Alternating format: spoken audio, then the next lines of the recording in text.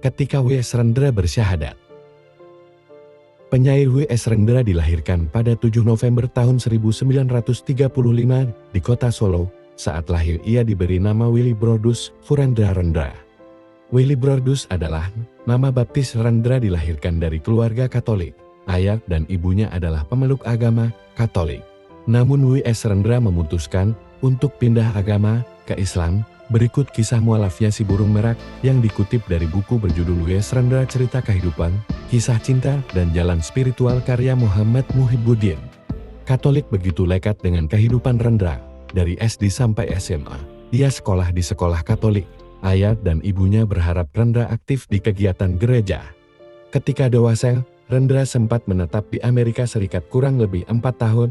Di negeri Paman Sam, Rendra menempuh pendidikan kesenian. Disitulah awal mula Rendra mengenal Islam dari leaflet yang dibagikan Muslim kulit hitam. Di dalam leaflet itu ada bacaan surat Al-Ikhlas. Saat membaca surat Al-Ikhlas, entah mengapa hati Rendra bergetar, imannya terguncang. Rendra ternyata mempelajari semua agama, bahkan ia mengaku pernah memeluk agama Hindu dan Buddha. Namun jiwanya merasa tidak terpuaskan dengan agama-agama itu. Biar sudah mengenal Islam, Rendra masih belum tertarik dengan agama yang dibawa Rasulullah SAW. Bagi Rendra, Islam adalah agama kolot. Menurutnya, Islam tidak ramah dengan dunia seni dan kreativitas. Karena itu ia beranggapan Islam bisa mematikan daya cipta seseorang. Pemeluk Islam di mata Rendra adalah orang yang tidak maju, kasar, tidak kreatif, tidak produktif dan cenderung brutal.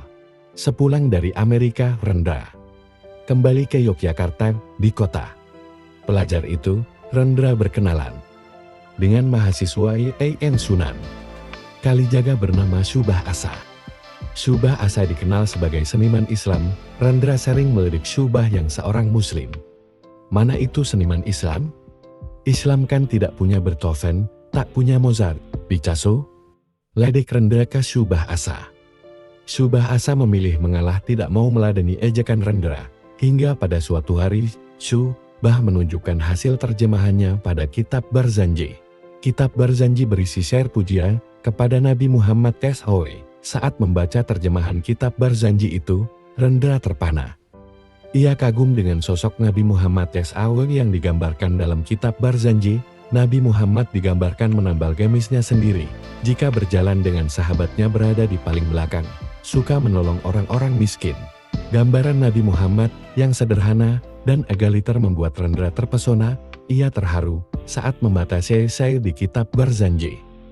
Rendra memutuskan untuk mementaskan Barzanji dalam bentuk teater di tahun 1969. Untuk menambah daya imajinya, Rendra mendatangi masjid-masjid. Ia memperhatikan orang-orang salat, seorang temannya, lalu menjelaskan arti salat. Lalu dipentaskanlah Barzanji.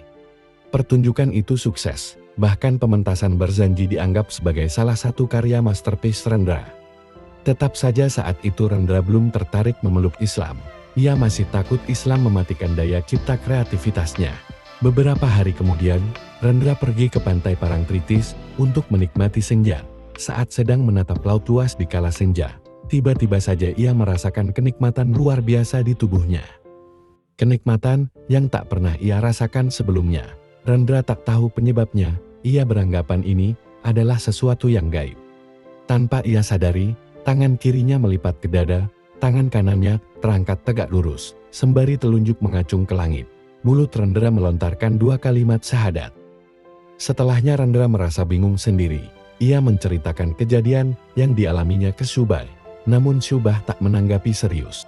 Akhirnya Rendra pergi ke Jakarta menemui penyair Taufik Ismail. Di rumah Taufik Ismail, Rendra kembali mengucapkan 2 kalimat syahadat.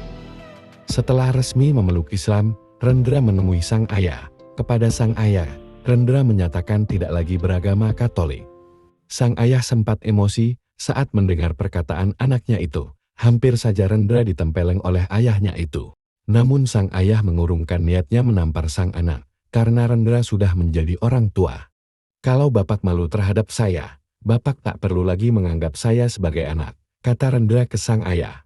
Akhirnya sang ayah menerima keputusan W.S. Rendra menjadi seorang mualaf.